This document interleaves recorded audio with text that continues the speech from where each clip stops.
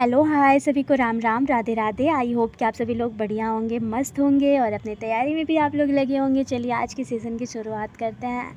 थोड़ा सा पेशेंस बना के वीडियो में एंड तक बना रहा करिए थोड़ा सा। और ये जो क्वेश्चन है कि 4 फरवरी 2023 में जो आपके ऑनलाइन पेपर आया था वही पेपर है, तो थोड़ा सा पेशेंस बना के वीडियो में एंड तक बने रहेंगे तो आपके लिए बहुत ज़्यादा ही हेल्पफुल ये क्लास होने वाला है। फर्स्ट क्वेश्चन आपसे दे रहा है कि विकास के बारे में निम्न में से कौन सा कथन आपके सही नहीं है। Which of the following statement is not correct about a development. बोल रहा है कि बच्चे जो होते हैं विभिन्न दरों पर विकसित होते हैं। Children develop at a different rates. बिल्कुल सही बात है भाई। आप खुद सोचिए कि कोई भी बच्चा है, क्या आप एक ही रेट्स पे बच्चों का डेवलप कर सकते हैं? नहीं कर सकते हैं ना। तो बिल्कुल कोई छोटा होता है, कोई बड़ा होता है, कोई मोटा होता है, कोई गोरा, सबकी विकास जो होती है अलग अलग होती है। तो ये तो बिल्कुल सही बात है कि विभिन्न दरों पर होती है। डेवलपमेंट जो आपके रिलेटिवली ऑर्डरली बोल रहा है कि विकास अपेक्षाकृत क्रमिक होता है, तो ये बात भी सही है। अपेक्षाकृत आपके विकास जो होता है क्रमिक होता है। लेकिन यहाँ पे दे रहा है कि आनुवांशिकता विकास का एकमात्र कारण है। Heredity is the only cause of development. अच्छा बताइए, क्या आप बिना इन्वायरमेंट के आप हेरिडिटी का उपयोग संभव ही नहीं है। यहाँ पे बात ही क्या करना है, संभव ही नहीं है। बिना आपके इन्वायरमेंट के हेरिडिटी का रहना संभव नहीं है। तो इसलिए आप लोग याद रखेंगे, यहाँ पे एकमात्र दिया है तो यही आपका इसलिए गलत है क्योंकि आपकी इन्वायरमेंट का भी आवश्यकता है और आपके हेरिडिटी का भी। तो इन्वायरमेंट प्लस आपके, जब तक आपके ये नहीं रहेगा ना, हेरिडिटी नहीं रहेगा, तब तक आपका कुछ नहीं होने वाला है।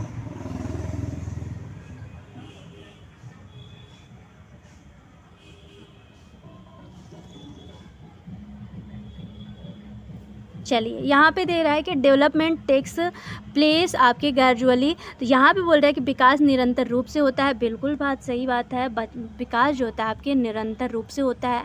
वृद्धि जो होती है ना आपकी, वृद्धि अगर मान लीजिए विकास इसलिए होता है, ये वुम्ब टू टुम्ब चलता है, ठीक है, याद रखेंगे आप, वुम्ब टू टुम्ब चलता है।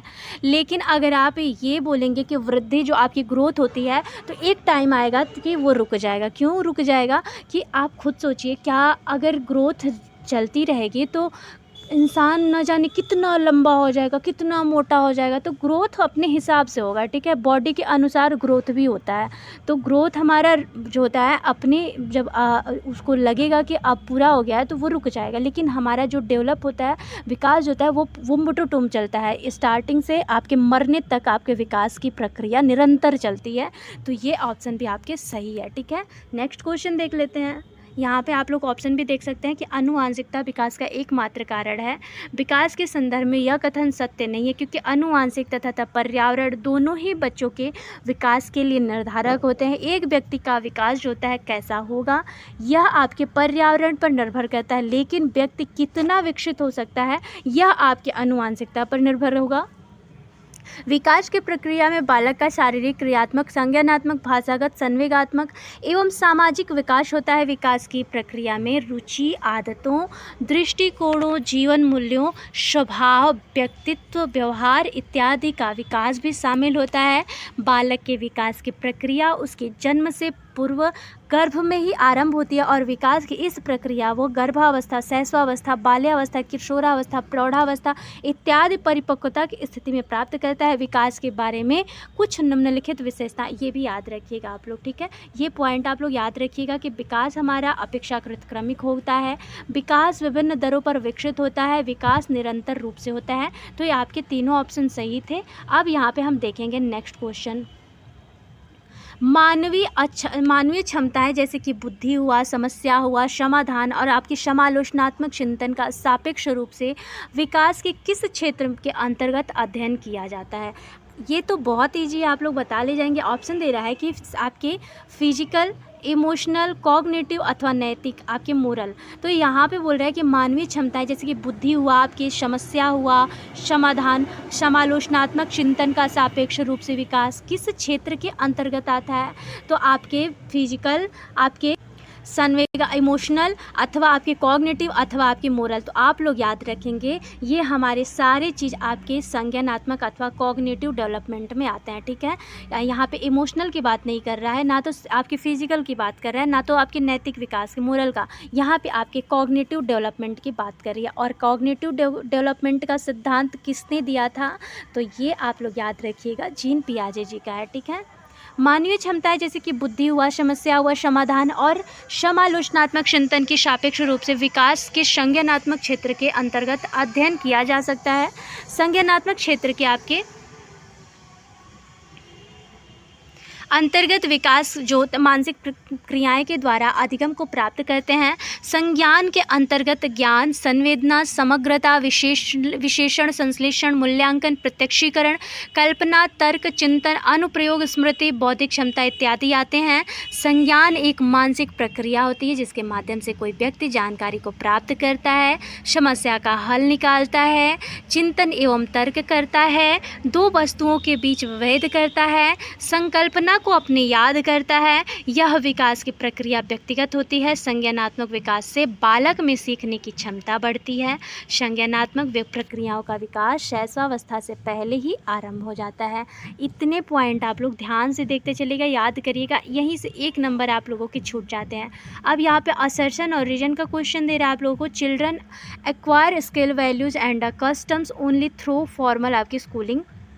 बच्चे केवल औपचारिक स्कूली शिक्षा द्वारा ही कौशल, मूल्य और रीतियाँ ग्रहण करते हैं। रीजन दे रहा है आप लोगों के कि बच्चों का सामाजिकरण एक सरल एवं रैखिक प्रक्रिया है। अच्छा, यहाँ पे आपसे ऑप्शन भी दिया है, आपको रीजन भी दिया है कि बच्चे केवल औपचारिक स्कूली शिक्षा द्वारा ही कौशल, मूल्य एवं रीतियाँ ग्रहण करते हैं। कहाँ से आपको पॉजिटिव दिख रहा है? ये कहीं से भी पॉजिटिव इसलिए पॉजिटिव नहीं है कि बच्चे केवल क्यों भाई, बच्चे तो हर जगह से सीखते हैं, सिर्फ आपके औपचारिक स्कूली शिक्षा द्वारा ही तो नहीं। बच्चे तो अपने आसपास, अपने इन्वायरमेंट से, अपने माँ बाप से भी तो सीखते हैं। अपना जो कम्युनिकेशन करते हैं किसी से भी, अपना इंटरेक्ट अगर किसी बच्चे से कर रहे हैं तो सामाजिकरण से भी तो सीखते हैं। तो बिल्कुल नहीं भाई, यहाँ पे बोल रहा है कि केवल। और यहाँ पे एक चीज़ आप लोग कीवर्ड याद रखिएगा कि अगर केवल दे रहा है तो आपका निगेटिव वर्ड होता है, ठीक है। केवल, ये सब आपके निगेटिव वर्ड होते हैं, टैग वर्ड, ठीक है। यहाँ पे दे रहा है कि बच्चे का सामाजिकरण बिल्कुल सरल एवं रैखिक नहीं है। बच्चे की सामाजिकरण एक जटिल होती है, ठीक है, याद रखिएगा, जटिल होती है।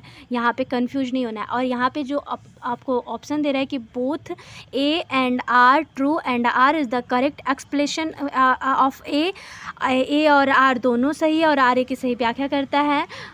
Both A and R true but R is not the correct explanation of A और आर दोनों सही लेकिन आर ए की सही व्याख्या नहीं। बिल्कुल आपके दोनों गलत है भाई। A is true but R is false नहीं, both A and R false. आपके डी ऑप्शन यहाँ पे सही हो जाएगा, ठीक है, यहाँ पे आपका डी ऑप्शन सही हो जाएगा। चलिए नेक्स्ट क्वेश्चन देख लेते हैं। यहाँ पे देख सकते हैं आप लोग कि दोनों गलत है, क्योंकि बच्चे केवल औपचारिक स्कूली शिक्षा द्वारा ही कौशल एवं मूल्य एवं रीतियाँ ग्रहण नहीं करते हैं, वह अनौपचारिक शिक्षा द्वारा भी अपने दैनिक क्रियाकलापों का भी अध्ययन करते हैं। औपचारिक शिक्षा वह शिक्षा होती है जो विभिन्न औपचारिक के साथ जानबूझकर निश्चित नियमानुसार क्रियाशील होती है तथा यह नियमित रूप से विधिवत प्रदान की जाती है। इस शिक्षा का संस्थान समय निश्चित होता है तथा इस शिक्षा की विषय सामग्री भी निश्चित होती है। बच्चों का सामाजिकरण एक सरल एवं रैखिक प्रक्रिया में नहीं होता है। बच्चे का जो सामाजिकरण होता है भिन्न भिन्न समाज में विकसित होते हैं, इसीलिए इसे रैखिक नहीं कहा जा सकता है। बालक के सामाजिकरण में अनुकरण का